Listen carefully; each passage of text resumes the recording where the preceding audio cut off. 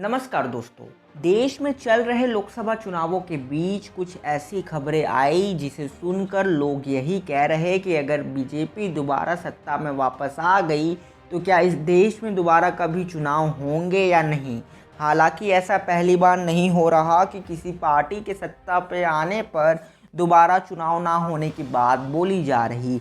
इसके पहले इंदिरा गांधी के समय में भी ऐसी बातें उठती थी, लेकिन मौजूदा हालत को देखकर लोग ज़्यादा डरे हुए हैं, क्योंकि लोकतंत्र के इस महापर्व में जब हर कोई वोट डालने की अपील कर रहा, जब खुद प्रधानमंत्री मोदी कह रहे कि वोट देने ज़रूर जाए, तब इस देश में दो ऐसे लोकसभा सीटें हैं जहां पर चुनाव के नतीजे आने से पहले ही रिजल्ट घोषित हो गया है।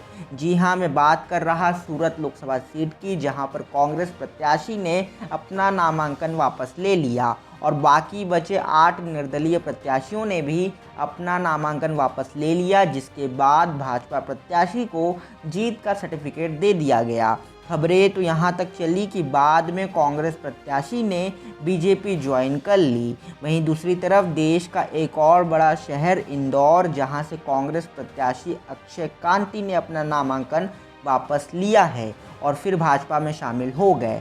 खबर है कि स्थानीय कोर्ट के निर्देश पर अक्षय के खिलाफ 17 साल पुराने मामले में हत्या के प्रयास की धारा जोड़ी गई थी। दिलचस्प ये है कि ये धारा इंदौर सीट से नामांकन वापस लेने के उनके फैसले से 5 दिन पहले ही लगाई गई थी।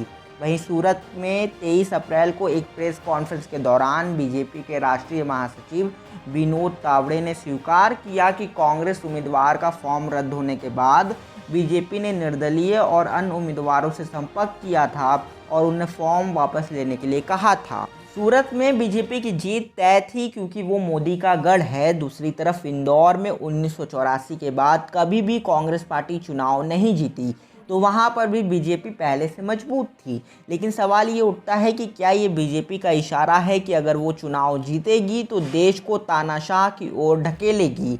बीजेपी ने इंदौर में कांग्रेस के प्रत्याशी को अपने पार्टी में लिया, जाहिर सी बात है उसके ऊपर दबाव बनाकर।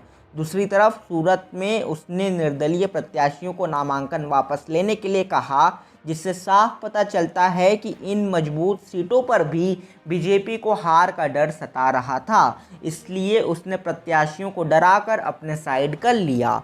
400 पार का नारा देने वाली बीजेपी अगर ऐसे कृत्य करेगी तो जाहिर सी बात है जनता में एक गलत संदेश जाएगा।